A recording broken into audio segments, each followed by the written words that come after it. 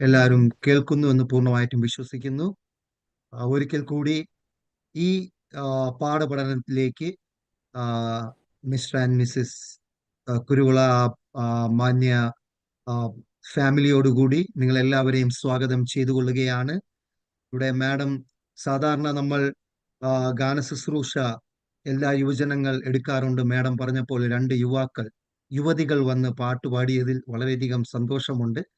രണ്ട് യുവതികളെയും ദൈവം കൂടുതലായിട്ട് അനുഗ്രഹിക്കുമാറാകട്ടെ. അയ്യോ, തീർച്ചയായിട്ടും കളിയാക്കോ അല്ലേ?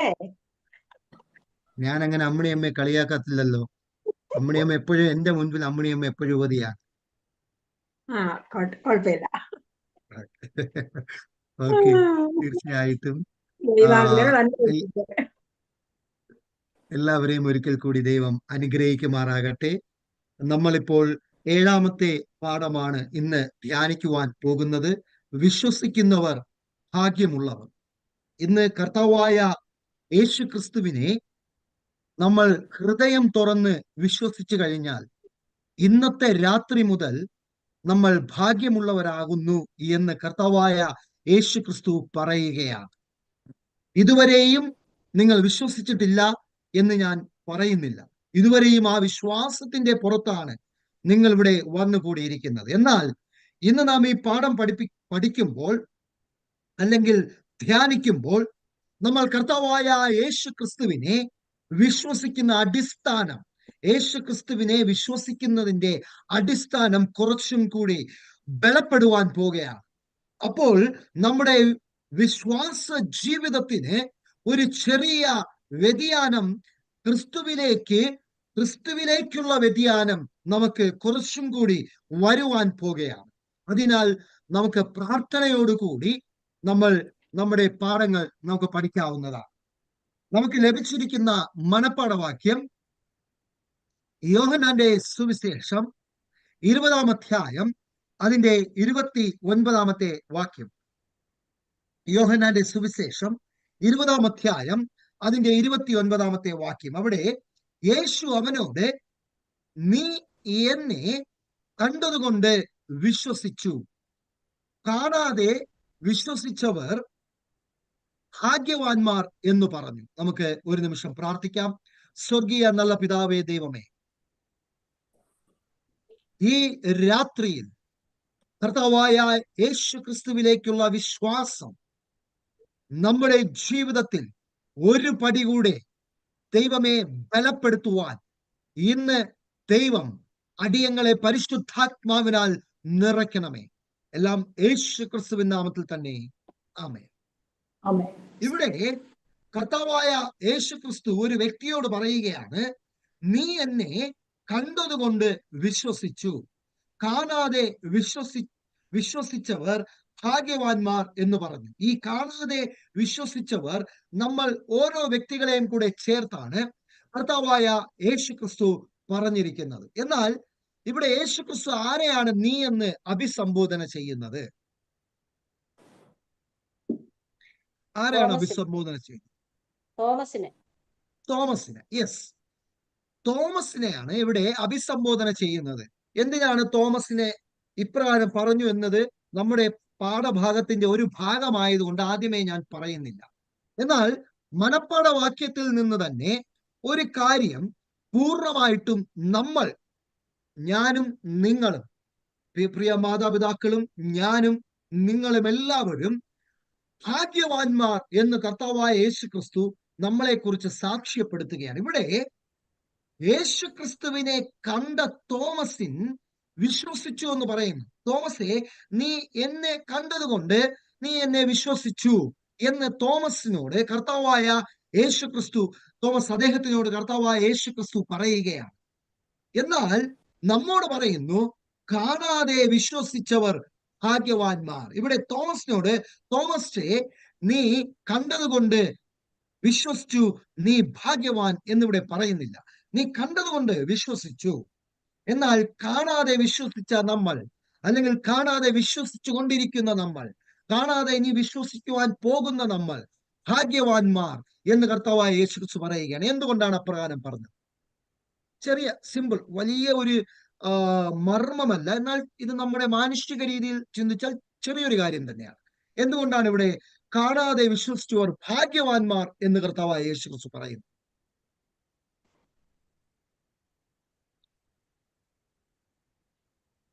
അതൊരു വിശ്വാസമല്ലേ? കാരണം കണ്ടിട്ടേ വിശ്വസിക്കൂ ഉള്ള ഒരു അല്ലല്ലോ. കാണാതെ വിശ്വസിക്കുന്നവരാണ് യഥാർത്ഥമായി ദൈവത്തെ അറിയുന്നവര്.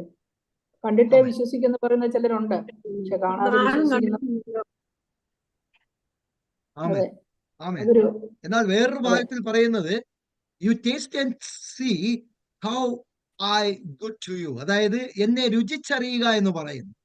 അപ്പോൾ രുചിച്ചറിഞ്ഞ് വിശ്വസിക്കുന്നവർ ഭാഗ്യവാന്മാർ എന്നും കൂടെ ഞാൻ കൂട്ടിച്ചേർക്കുകയാണ്.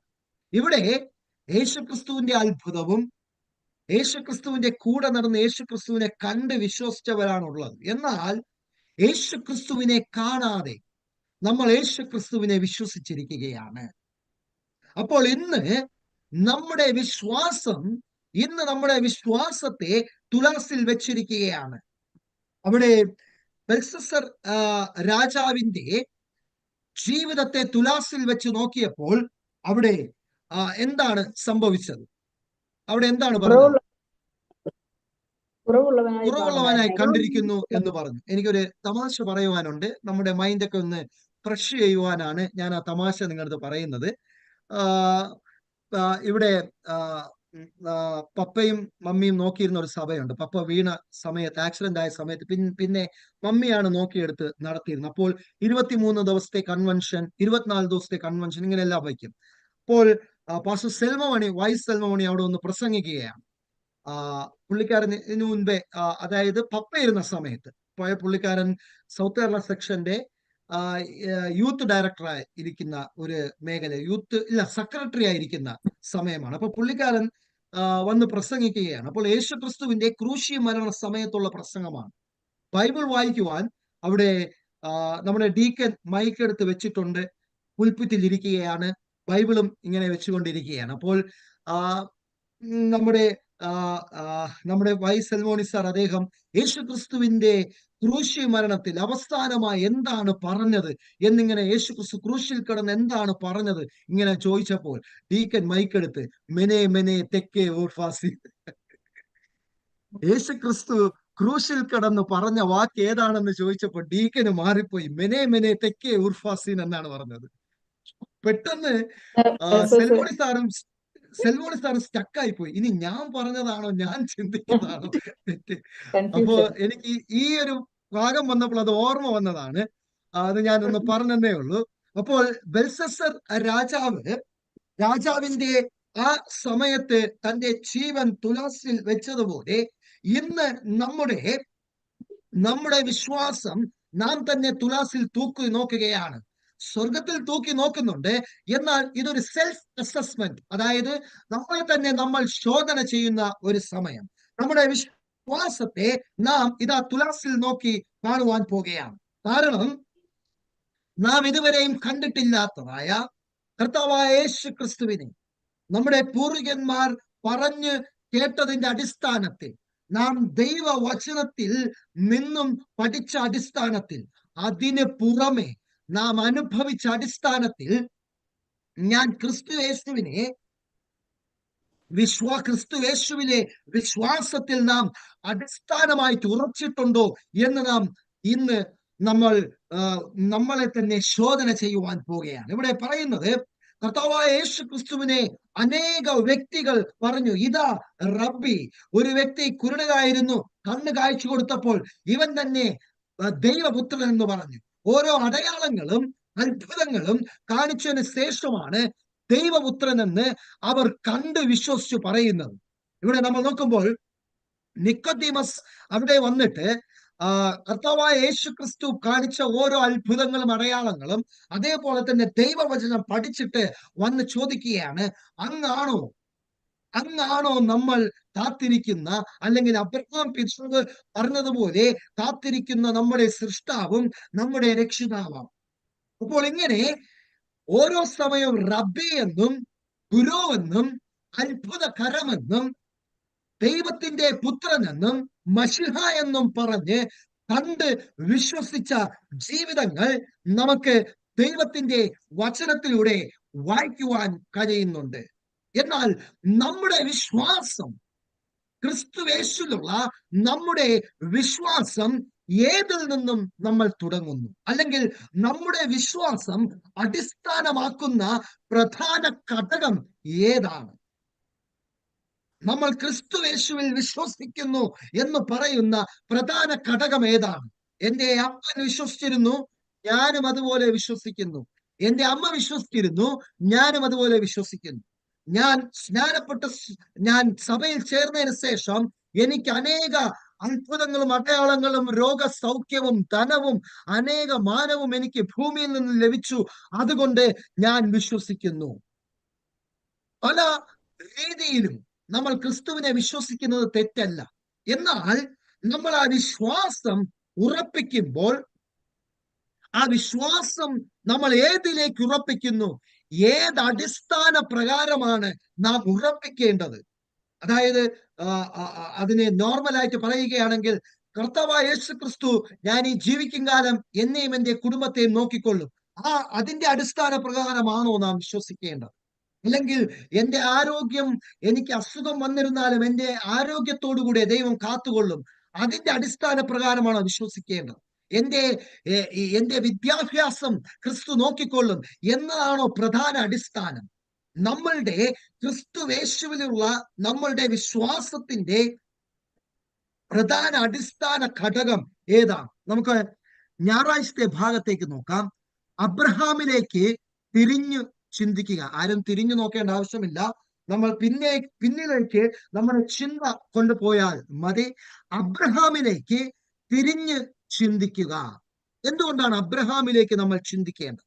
യേശു ക്രിസ്തുവും അബ്രഹാമും തമ്മിലുള്ള ആ കണക്ഷൻ എന്താണ്?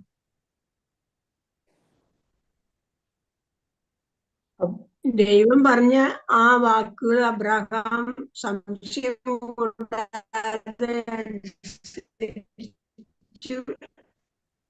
അബ്രഹാമിന്റെ വിശ്വാസം ദൈവം പറഞ്ഞ ദിക്കിലേക്ക് തന്നെ അബ്രഹാം പോവുകയും ചെയ്ത് ദൈവം എല്ലാം കൊടുക്കുകയും ചെയ്തു. അവൻ ദൈവത്തിൽ വിശ്വസിക്കുകയും ചെയ്തു പൂർണ്ണമായിട്ടും, സംശയം കൂടാതെ. ഓക്കെ, ഞാന് അബ്രഹാമിന്റെ അമ്മണിയമ്മ പറഞ്ഞത് പൂർണ്ണമായിട്ടും ശരിയാണ്. അബ്രഹാമിന്റെ വിശ്വാസം അപ്രകാരമാണ്. എന്നാൽ ചോദ്യം, അബ്രഹാമും ക്രിസ്തുവും കണക്ട് ചെയ്യുന്ന സംഭവങ്ങൾ ഏതാണ് അബ്രഹാമിന്റെ ജീവിതത്തിലോ? യാഗം. ഇസ്ഹാക്കിനെ യാഗം കഴിക്കാൻ കൊണ്ടുപോയി. ആമേൻ.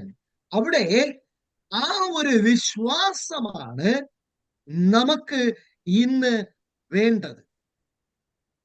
ആ ഒരു വിശ്വാസമാണ് നമുക്ക് ഇന്ന് ആവശ്യമായുള്ളത്.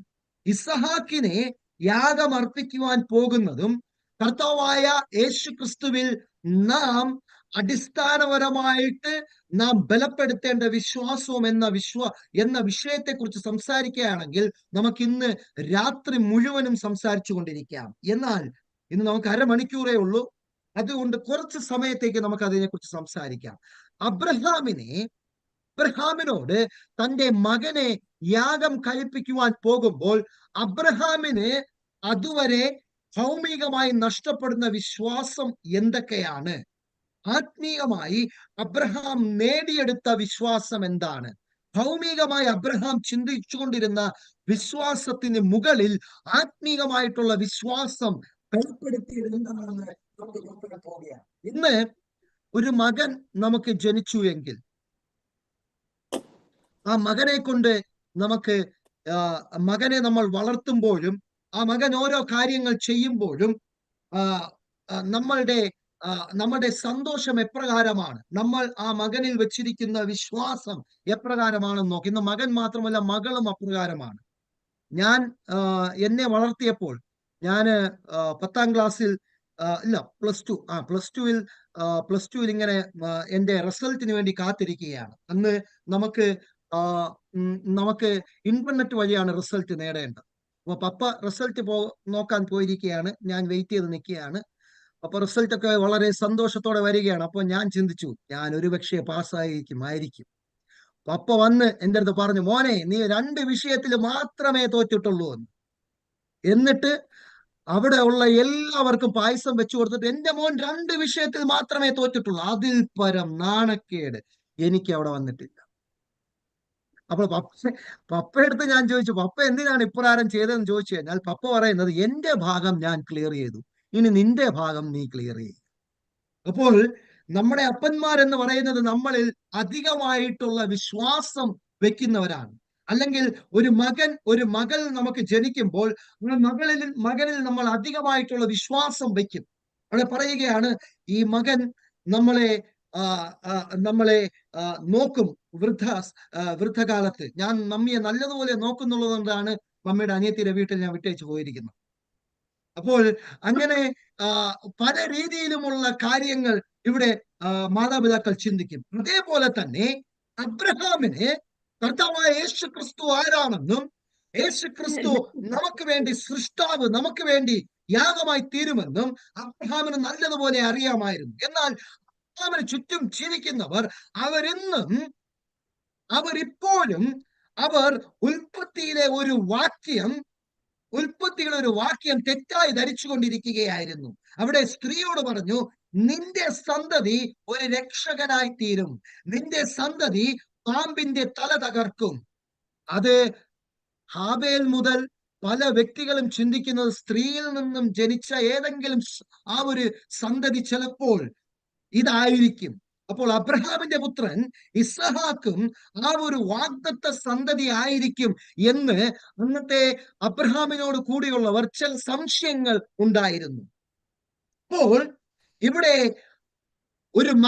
അന്നത്തെ കാലത്ത് ഒരു മകൻ ജനിക്കുമ്പോൾ ആ മകനാണ് പിന്നെ കാര്യങ്ങൾ കൊണ്ടുപോകേണ്ടത്. അപ്പോൾ ഒരു വാർദ്ധക്യ കാലത്തിലുള്ള ഒരു അപ്പൻ ചിന്തിക്കും, പ്രത്യേകിച്ച് അബ്രഹാമിനെ കുറിച്ച് ചിന്തിക്കുമ്പോൾ എത്രാമത്തെ വയസ്സിലാണ് മകൻ ജനിച്ചത്? അബ്രഹാമിന് എത്രാമത്തെ വയസ്സിലാണ്? 100-ാമത്തെ വയസ്സിൽ. 100-ാമത്തെ വയസ്സിൽ. ഓക്കെ, ആ ഒരു സമയത്ത് അബ്രഹാം, ആ വൃദ്ധൻ, നമുക്കിപ്പോൾ വൃദ്ധൻ എന്ന് പറയുക, ആ ഒരു സമയത്ത് അബ്രഹാം ചിന്തിക്കുകയാണ്, ഇനിയുള്ള കാലങ്ങൾ എന്റെ മകനാണ് കാര്യങ്ങളെല്ലാം നോക്കേണ്ടത്. അബ്രഹാമിന്റെ ഉള്ളിലും ആ ഒരു ചിന്ത ഉണ്ടായിരിക്കും. എന്നാൽ എല്ലാം നമ്മുടെ വിശ്വാസം ഏതിലർപ്പിക്കണം എന്ന് ആ ഒരു പരീക്ഷണത്തിലൂടെ അബ്രഹാമിനെ ദൈവം വിശ്വാസത്താൽ ഉറപ്പിക്കുകയാണ്. മകനെ യാഗമർപ്പിക്കുവാൻ കൊണ്ടുപോകുവാൻ പറഞ്ഞു. അതുവരെയുമുള്ള മകനിലുള്ള വിശ്വാസം, എന്റെ മകൻ മരിക്കുവാൻ പോകുന്നു എന്ന് അബ്രഹാം ചിന്തിച്ചില്ല. എന്നാൽ കൂടെയുള്ളവർ എന്താണ് ചിന്തിക്കുന്നത്? അടുത്ത ഇളം തലമുറ പോയാൽ അടുത്തെവിടെയാണ്? മകനെ യാഗമർപ്പിക്കുവാൻ കൊണ്ടുപോയി കത്തി ഉയർത്തിയപ്പോൾ ബാലന്റെ മേൽ കൈ തുടരുത്, നിങ്ങളുടെ ഈ ഭൂമിയിലെ വിശ്വാസമല്ല, സ്വർഗത്തിൽ നിന്നും എന്റെ പ്രിയപുത്രൻ നിങ്ങളുടെ പാപത്തിന് പരിഹാരമായി ഇതാ യാഗമർപ്പിക്കുവാൻ പോകുന്നു, അതിലാണ് നിങ്ങളുടെ വിശ്വാസം ഉറപ്പിക്കേണ്ടത്. ആമേൻ. ഇന്ന് നമുക്ക് പലവിധ വിശ്വാസങ്ങൾ നമ്മുടെ മേലുണ്ടായിരിക്കും, അല്ലെങ്കിൽ നമ്മുടെ ഉള്ളിൽ ഉണ്ടായിരിക്കും. നാം ദശാംശം കൊടുത്തു കഴിഞ്ഞാൽ, നാം സ്തോത്ര വഴിപാടുകൾ കൊടുത്തു കഴിഞ്ഞാൽ, അല്ലെങ്കിൽ നാം ഈ ഭൂമിയിൽ നമുക്ക് പലവിധ ആഗ്രഹങ്ങൾ ഉണ്ടായിരിക്കും. എന്നാൽ നമ്മുടെ വിശ്വാസം ഉറപ്പിക്കേണ്ടത് യേശു ക്രിസ്തു നമുക്ക് യാഗമായി ഇരുന്നത് കൊണ്ട് നമ്മുടെ പാപത്തിന് ദൈവം ഒരു പരിഹാരമുണ്ടാക്കി. യേശു ക്രിസ്തു നമുക്ക് യാഗമായി ഇരുന്നത് കൊണ്ട്, യേശു ക്രിസ്തു മരിച്ച് ഉയർത്തെഴുന്നേറ്റത് കൊണ്ട് നമുക്ക് വേണ്ടി യേശു ക്രിസ്തു സ്വർഗരാജ്യത്തിൽ ഒരുക്കുന്നു. പുതിയ യെരൂശലേമും പുതിയ ആകാശവും പുതിയ ഭൂമിയും നമുക്ക് വേണ്ടി ഒരുക്കുന്നു. അവിടേക്ക് പോകുവാൻ ദൈവ ഇഷ്ടപ്രകാരം ജീവിക്കണം എന്ന വിശ്വാസമാണ് ഓരോ പുനരാഗമനാംശിക്കും വേണ്ടത്. ആമേൻ. അബ്രഹാമിലേക്ക് നാം തിരിഞ്ഞ് ചിന്തിക്കുമ്പോൾ, അബ്രഹാമിന് ഇതുവരെയും ഇല്ലാത്ത സ്വത്തുക്കൾ ഉണ്ടായിരുന്നു. ഇവിടെ ബൈബിൾ വായിക്കുമ്പോൾ ഇയ്യോബിനുണ്ടായിരുന്നതിനേക്കാളും സ്വത്തുക്കളും വസ്തുവകകളും അവർക്കുണ്ടായിരുന്ന ആ പൊസിഷൻ എല്ലാം അബ്രഹാമിന് വലുതായിരുന്നു. എന്നാൽ ഇതൊന്നും അബ്രഹാമിന്റെ വിശ്വാസമല്ലായിരുന്നു. അതുകൊണ്ടാണ് അബ്രഹാമിനെ പറഞ്ഞത് വിശ്വാസത്തിന്റെ പിതാവ്. അബ്രഹാം എന്തെങ്കിലും അബ്രഹാമിന് ആവശ്യമുണ്ടെങ്കിൽ, അബ്രഹാമിന്റെ സ്വർണത്തിനെയോ അബ്രഹാമിന്റെ ജനസമ്പത്തിനെയോ അബ്രഹാമിന്റെ മറ്റ് സ്ഥലസമ്പത്തിനെയോ വസ്തുവകകളെയോ മൃഗസമ്പത്തിനെയോ ഒന്നും അബ്രഹാം ആശ്രയം വെച്ചില്ല. അത് ഉപയോഗിച്ചുവെങ്കിലും ആശ്രയം വെച്ചില്ല. അബ്രഹാമിന്റെ ഏക ആശ്രയം കർത്താവായ യേശു ക്രിസ്തു തന്നെയാണ്. അപ്പോൾ അബ്രഹാമിലേക്ക് തിരിഞ്ഞു നോക്കുമ്പോൾ നാം ഇന്ന് ചിന്തിക്കേണ്ട ഒരു ആവശ്യം, നാം ജീവിച്ചിരിക്കുന്നത് മരുന്നിന്റെയോ ചികിത്സയുടെയോ അടിസ്ഥാനത്തിലല്ല. അത് മനുഷ്യൻ ആവശ്യമാണ്. കാരണം മനുഷ്യൻ ഈ ഭൂമിയിൽ തെറ്റായ രീതിയിലുള്ള ആഹാരം കഴിക്കുമ്പോൾ, അല്ലെങ്കിൽ ശ്വാസം ശ്വസിക്കുമ്പോൾ, നമ്മൾ അറിഞ്ഞും അറിയാതെയും രോഗം വരുമ്പോൾ മാനുഷികമായിട്ട് നാം ഡോക്ടറിനെ മരുന്നിനെ നമ്മൾ പോയി കാണുന്നു ഉണ്ടെങ്കിലും നമ്മുടെ അതിന് ഫലപ്രദമാകണമെങ്കിൽ അബ്രഹാമിന്റെ വിശ്വാസമാണ്. അഥവാ ആ വിശ്വാസമില്ലെങ്കിലും നമ്മളെ ദൈവം വഴി നടത്തിക്കൊണ്ടിരിക്കുകയാണ്. അപ്പോൾ ഇന്ന് ദൈവം നമ്മോട് പറയുകയാണ്, നിങ്ങൾക്ക് ചുറ്റുമുള്ളതും നിങ്ങൾക്ക് ഉള്ളിലുള്ളതും നിങ്ങൾക്കും ഉള്ളതും ആയതെല്ലാം നിങ്ങളുടെ വിശ്വാസത്തിന് അടിസ്ഥാനമല്ല. ഇന്ന് നിങ്ങൾ വിശ്വാസത്തിന് അടിസ്ഥാനമാക്കേണ്ട ഒരേ ഒരു കാര്യം ലോകത്തിലെ ഒന്നുമല്ല. ലോകത്തിൽ നമുക്ക് ലഭിക്കുന്നത് കർത്താവായ യേശു ക്രിസ്തു അറിയാത്തതല്ല, അറിഞ്ഞുകൊണ്ടാണ് ലഭിക്കുന്നത്. നമുക്കിന്ന് ലഭിക്കുന്ന സുഖങ്ങളെല്ലാം ദൈവം നമുക്ക് നൽകുന്നു എന്ന് നാം ചിന്തിച്ചുകൊണ്ട് ക്രിസ്തുയേശുവിന്റെ വിശ്വാസത്തിൽ അടിസ്ഥാനപ്പെടുവാൻ ഇവിടെ പറയുകയാണ്. അബ്രഹാമിലേക്ക് തിരിഞ്ഞു ചിന്തിക്കുമ്പോൾ നമ്മളെക്കാളും എത്രയും വലിയ ധനികനായിരുന്നു അബ്രഹാം. നമ്മളെക്കാളും പ്രശ്നങ്ങളുള്ള വ്യക്തിയായിരുന്നു അബ്രഹാം. നമ്മളെക്കാളും പേരും പെരുമയുമുള്ള വ്യക്തിയായിരുന്നു അബ്രഹാം. എന്നാൽ അബ്രഹാം അതിലൊന്നും വിശ്വസിച്ചില്ല. കർത്താവായ യേശു ക്രിസ്തുവിൽ മാത്രമാണ് വിശ്വസിച്ചത്. ഇന്ന് നമ്മുടെ വിശ്വാസം നമ്മൾ ഇന്ന് തൂക്കി നോക്കുവാൻ പോവുകയാണ്. തൂക്കി നോക്കുമ്പോൾ എന്താണ് കാണുന്നത്? നമ്മൾ ഏതിലാണ് വിശ്വാസം അർപ്പിച്ചിരിക്കുന്നത്? യേശു ക്രിസ്തു നമ്മളെ പാപത്തിൽ നിന്നും വീണ്ടെടുത്തു. അതുകൊണ്ട് നാം ജീവിക്കുന്നു. അതുകൊണ്ട് എനിക്ക് നിത്യതയിലേക്ക് കടക്കുവാൻ സാധിക്കും. അതിനാൽ ദൈവകൽപ്പനയും യേശുവിലുള്ള വിശ്വാസവും കാത്തുകൊള്ളുന്ന ഒരു വിശുദ്ധിയോടുള്ള ജീവിതം നയിക്കണം എന്ന വിശ്വാസമാണ് നമുക്കുണ്ടെങ്കിൽ, സഖായിയെ കർത്താവായ യേശു ക്രിസ്തു, നീ അബ്രഹാമിന്റെ പുത്രൻ, ഇവനും അബ്രഹാമിന്റെ പുത്രൻ എന്ന് വിളിച്ചതുപോലെ, ഇന്ന് ഞാൻ കർത്താവായ യേശു ക്രിസ്തുവിനെ പൂർണ്ണമായിട്ടും വിശ്വസിക്കുന്നുവെങ്കിൽ പാപിയായ ഷെൽഡനും ഇന്ന് അബ്രഹാമിന്റെ പുത്രൻ എന്ന് വിളിക്കപ്പെടുമെന്ന് ദൈവം പറയും. ആ സാക്ഷ്യമാണ് ഇന്ന് നമ്മൾ കേൾക്കേണ്ടത്. കർത്താവായ യേശു ക്രിസ്തു രണ്ടാമത് വരുമ്പോൾ ആ സാക്ഷ്യമാണ് നാം കേൾക്കുവാൻ കാതോർക്കേണ്ടത്. അതിന് നാം പൂർണ്ണമായിട്ടും ക്രിസ്തു യേശുവിൽ വിശ്വസിക്കുക. ഇവിടെ തിങ്കളാഴ്ചത്തെ പാഠത്തിൽ പറയുമ്പോൾ മറിയയുടെ സാക്ഷ്യം, അബ്രഹാമിന്റെ സാക്ഷ്യം എല്ലാത്തിനും മുകളിൽ ക്രിസ്തുവിനൊരു സ്ഥാനം കൊടുത്തു. ഇത് അതായത് എല്ലാം ഒന്ന് തന്നെ ആണെങ്കിലും നമ്മൾ ഈ ആത്മാവിന്റെ ഫലം പഠിക്കുമ്പോൾ 9 ഗുണങ്ങൾ ഉള്ളതുപോലെ ഈ പാഠങ്ങളിൽ ഒന്ന് തന്നെയാണ്, യേശുവിനുള്ള വിശ്വാസം തന്നെയാണ്. പക്ഷേ അതിന് ഓരോ ഘട്ടങ്ങളുണ്ട്. സ്നേഹം, സമാധാനം എന്ന പോലെ ഓരോ ഘട്ടങ്ങളുണ്ട്. അബ്രഹാമിന്റെ വിശ്വാസം എന്ന് പറയുന്നത് നാം എല്ലാത്തിനും മീതെ ക്രിസ്തുവിനെ വിശ്വസിക്കുക എന്ന് തന്നെയാണ്. ഈ ലോകത്തിലൊന്നും വിശ്വാസം അർപ്പിക്കാതെ അത് സ്ഥിരമുള്ളതല്ല, അല്പകാലമുള്ളതാണ്. സ്ഥിരമായിട്ടുള്ള ക്രിസ്തു യേശുവിൽ വിശ്വസിക്കുക എന്നത് തന്നെയാണ് അബ്രഹാമിന്റെ വിശ്വാസത്തിലൂടെ, അല്ലെങ്കിൽ അബ്രഹാമിന്റെ ജീവിതത്തിലൂടെ നമ്മളെ തന്നെ തൂക്കി നോക്കുവാനും നമ്മളെ തന്നെ ബലപ്പെടുത്തുവാനും നാം ഇപ്പോൾ പഠിച്ചത്. ഇവിടെ തിങ്കളാഴ്ചത്തെ ഭാഗത്തിൽ വരുമ്പോൾ അവിടെ മറിയയുടെ സാക്ഷ്യം എന്താണ്? മറിയയുടെ സാക്ഷ്യം, മറിയയുടെ സാക്ഷ്യം എന്താണ്? മറിയ എപ്രകാരമുള്ള ജീവിതം നയിച്ചു എന്ന് നിങ്ങൾക്ക് എല്ലാവർക്കും അറിയാം. ഈ മറിയയാണ് കല്ലെറിയാൻ കൊണ്ട് നിർത്തിയതെന്നും നിങ്ങൾക്കെല്ലാം അറിയാം. ഈ മറിയ തന്നെയാണ് ലാസറിന്റെ സഹോദരി എന്നും നമുക്ക് എല്ലാവർക്കും അറിയാം. അപ്പോൾ ലാസറിന്റെ ഭവനത്തിൽ സഹോദരന്മാർ വന്നിരിക്കുകയാണ്. ലാസറിനെ എഴുന്നേൽപ്പിച്ചതിന് ശേഷം ഇവിടെ ഒരു പെസഹ സമയത്ത് കർത്താവായ യേശു ക്രിസ്തു വന്നിരുന്നപ്പോൾ അവിടെ ഈ മറിയ എന്ത് ചെയ്തു? ഏറ്റവും വിലപിടിപ്പുള്ള സുഗന്ധ വർഗം കൊണ്ട് എന്ത് ചെയ്തു? യേശു ക്രിസ്തുവിന്റെ കാലിൽ ഒഴിച്ച് തന്റെ മുടി കൊണ്ട് എന്ത് ചെയ്തു? തുടച്ചു.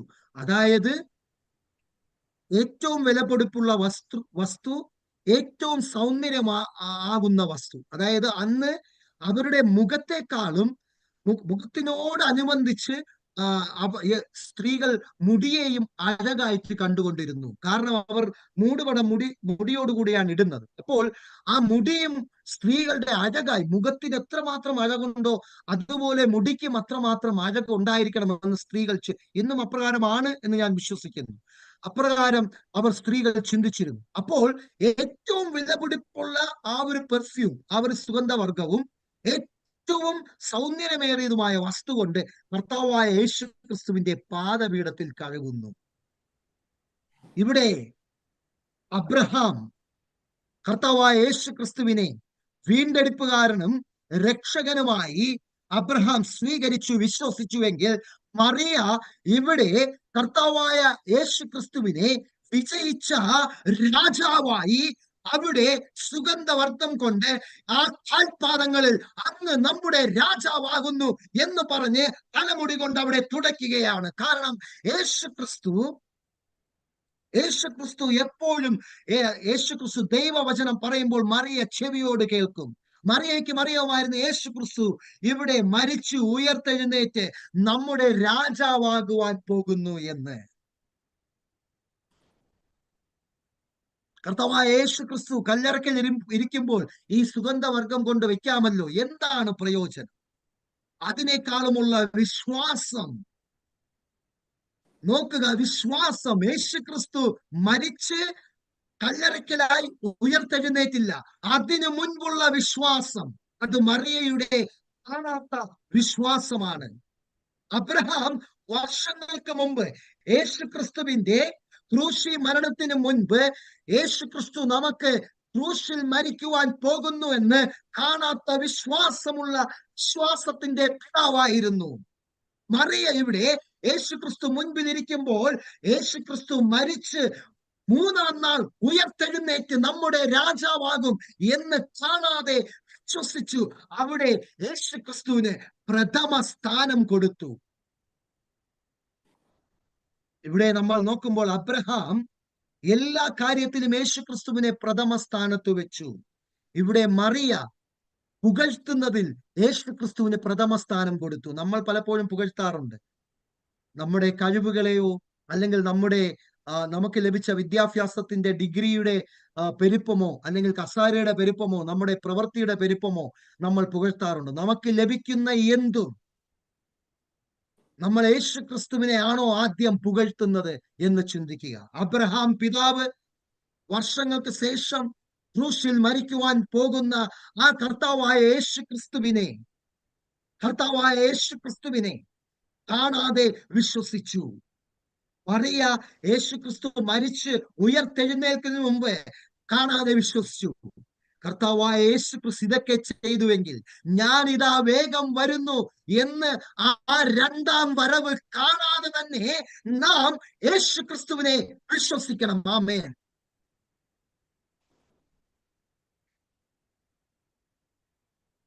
ഇവിടെ ചൊവ്വാഴ്ചത്തെ ഭാഗം ഇവിടെ പറയുമ്പോൾ പീലാത്തോസിന്റെ അഭിചാരിത സാക്ഷ്യം, അവിടെ വിശ്വാസം പറയുന്നില്ല, സാക്ഷ്യം എന്ന് മാത്രമേ പറയുന്നു. കാരണം പീലാത്തോസ് വിശ്വസിച്ചോ, യേശു ക്രിസ്തുവിനെ വിശ്വസിച്ചോ എങ്കിൽ പൂർണ്ണമായിട്ടും സ്വീകരിക്കണം. അപ്പോൾ ഇതിൽ സാക്ഷ്യമാണ് പറയുന്നത്. അവിടെ പീലാത്തോസ് എന്ത് സാക്ഷ്യമാണ് യേശു ക്രിസ്തുവിനെ കുറിച്ച് പറഞ്ഞത്?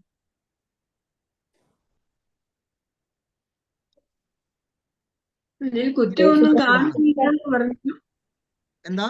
അതെ, ഒരു കുറ്റവും ഇവനിൽ കാണുന്നില്ല, അതുപോലെ യേശു തന്നെയാണ് ക്രിസ്തു എന്ന് അവന്റെ ഉള്ളിലുണ്ടായിരുന്നാൽ ഭാര്യ പറഞ്ഞു കൊടുക്കുന്നുണ്ടല്ലോ, അതനുസരിച്ച് അവന്റെ ഉള്ളിൽ എന്തെങ്കിലും ഇത് കാണുക, അതുകൊണ്ട് ഇവന് കുറ്റമൊന്നുമില്ല എന്നാണ് പറയുന്നത്.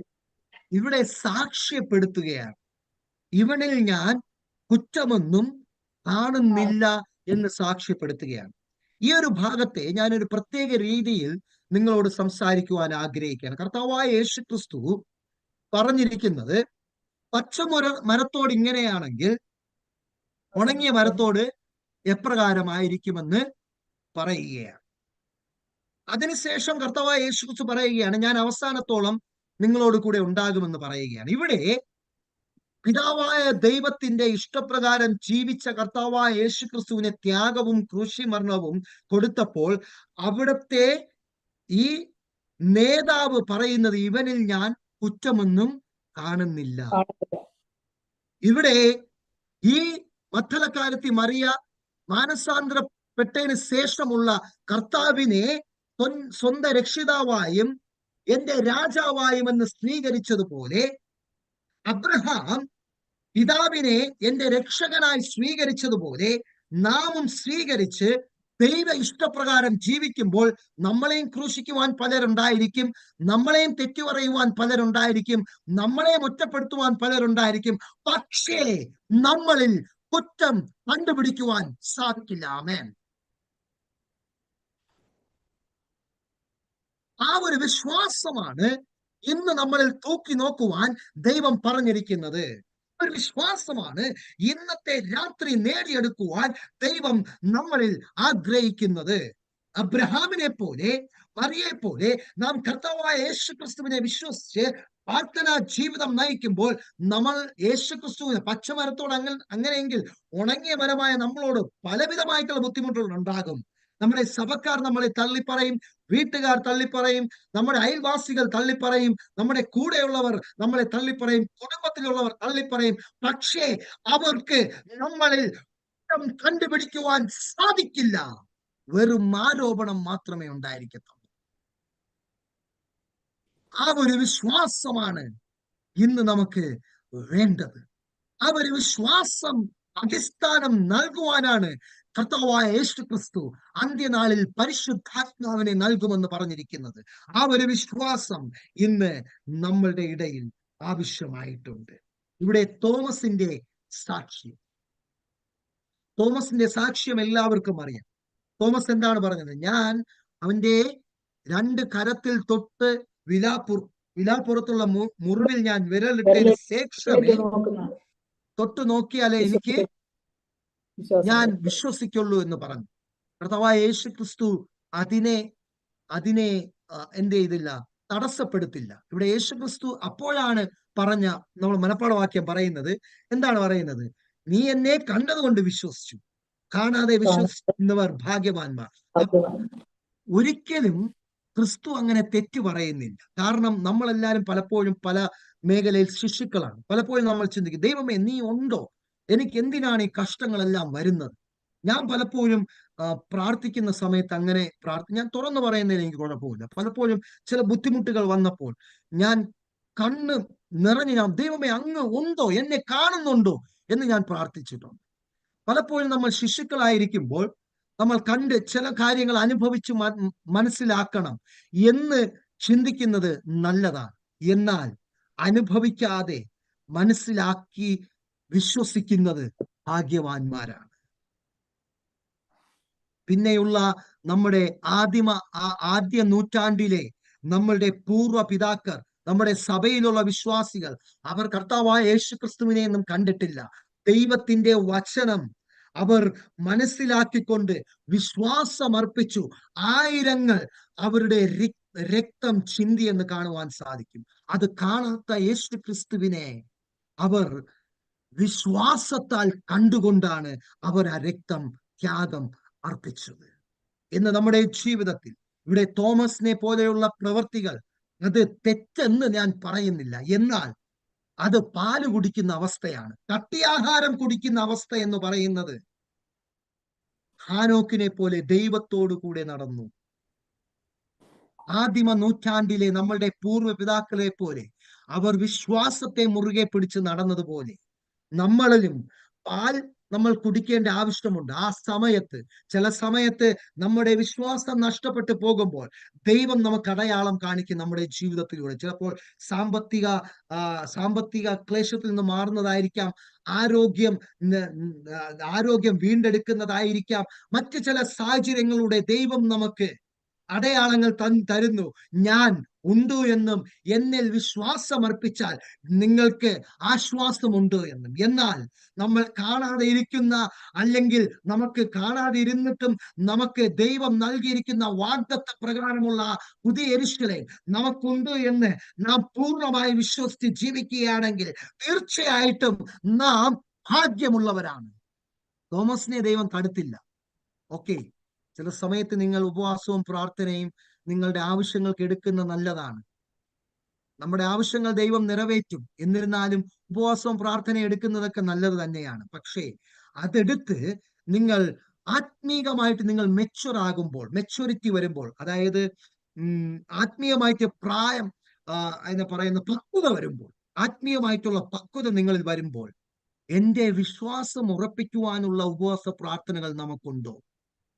കർത്താവായ യേശുക്രിസ്തുവിന്റെ വരവിൽ എന്നെ തന്നെ ഒരുക്കണം എന്ന ഉപവാസ പ്രാർത്ഥനകൾ നമുക്കുണ്ടോ? നമ്മുടെ ഈ ലോകം, ഇവിടെ വേലക്കാർ ചുരുക്കമായ വേലക്കാരെ ബലപ്പെടുത്തുവാൻ, നമ്മുടെ സഭയെ ബലപ്പെടുത്തുവാൻ, നേതൃത്വത്തെ ബലപ്പെടുത്തുവാനുള്ള ഉപവാസ പ്രാർത്ഥനകൾ നമ്മുടെ ജീവിതത്തിലുണ്ടോ? അതോ നമ്മൾ ഇപ്പോഴും പാല് കുടിക്കുന്നവരെ പോലെ നമ്മളുടെ ആവശ്യങ്ങൾക്കും അത് വേണ്ട എന്ന് ഞാൻ പറയുന്നില്ല, പ്രകാരം തന്നെയാണ് നേടിയെടുക്കേണ്ടത്. എന്നാൽ അതിനോടുകൂടി പക്വതയോട് കൂടിയുള്ള നമ്മുടെ വിശ്വാസ ജീവിത യാത്രയും നമുക്കുണ്ടോ? പലപ്പോഴും നമ്മൾ ചിന്തിക്കുമ്പോൾ, നമുക്ക് എന്തെങ്കിലും നഷ്ടം വരുമ്പോൾ ആ നഷ്ടത്തിനെ കുറിച്ച് നമ്മൾ വ്യാകുലപ്പെടുന്നത് ഓക്കെ, പക്ഷേ അതിനെ നമ്മൾ ഓവർകം ചെയ്യുന്നത് എപ്രകാരമാണ്? അത് മറന്നു പോകുന്നതിലാണോ? അല്ലെങ്കിൽ ഇല്ല, ഈ നഷ്ടമെല്ലാം എന്റെ ദൈവം സ്വർഗരാജ്യത്തിൽ എനിക്ക് നികത്തി തരും എന്ന പക്വതയോടുകൂടിയുള്ള വിശ്വാസ അടിസ്ഥാന പ്രകാരമാണോ നമ്മുടെ വിശ്വാസ ജീവിതം നയിക്കുന്നത്? നാം ഇന്ന് ചിന്തിക്കേണ്ട ആവശ്യമുണ്ട്. ഇവിടെ വ്യാഴാഴ്ചത്തെ ഭാഗത്തിൽ വരുമ്പോൾ, ഇവിടെ 8 മണിയായി, വ്യാഴാഴ്ച ഭാഗത്തിൽ വരുമ്പോൾ യേശുവിനെ കുറിച്ചുള്ള നമ്മുടെ സാക്ഷ്യം. ആമേൻ. നമ്മൾ അവസാന ഭാഗത്തേക്ക് എത്തുകയാണ്. ഇത് ഓരോരുത്തരുടെയും ജീവിതത്തിൽ വ്യക്തിപരമായിട്ട് സ്വന്തമായിട്ട് ചോദിക്കേണ്ട ആവശ്യമാണ്. യേശുവിനെ കുറിച്ചുള്ള നമ്മുടെ സാക്ഷ്യം എന്താണ്? ഇന്ന് ഞാൻ ഇവിടെ നിങ്ങളുടെ മുൻപിൽ ഘോരഘോരം ഞാൻ പ്രസംഗിച്ചിട്ട് അടുത്ത നിമിഷം എന്റെ ജീവിതം തലകുത്തരെ ആയിക്കഴിഞ്ഞാൽ അത് സാക്ഷ്യമാകില്ല, വെറും കസർത്ത് മാത്രമേ ആകത്തൂ, വെറും പ്രസംഗം മാത്രമേ ആകത്തൂ. കർത്താവായ യേശുക്രിസ്തുവിനെ നാം സാക്ഷ്യപ്പെടുത്തണമെങ്കിൽ നമ്മുടെ ജീവിതത്തിൽ യേശുക്രിസ്തു ഉണ്ടായിരിക്കണം. നമ്മുടെ സംസാരത്തിൽ യേശുക്രിസ്തുവിന്റെ സ്വരം ഉണ്ടായിരിക്കണം. നമ്മുടെ കാഴ്ചയിൽ യേശുക്രിസ്തുവിന്റെ വെളിച്ചം ഉണ്ടായിരിക്കണം. നമ്മുടെ കേൾവിയിൽ യേശുക്രിസ്തുവിന്റെ സ്വരം ഉണ്ടായിരിക്കണം. നമ്മുടെ കരങ്ങളിൽ യേശുക്രിസ്തുവിന്റെ പ്രവൃത്തി ഉണ്ടായിരിക്കണം. നമ്മുടെ കാൽപാദങ്ങളിൽ യേശുക്രിസ്തുവിന്റെ വഴി നടത്തിപ്പാകുന്ന ദീപമാകുന്ന ദൈവത്തിന്റെ വചനം ഉണ്ടായിരിക്കണം.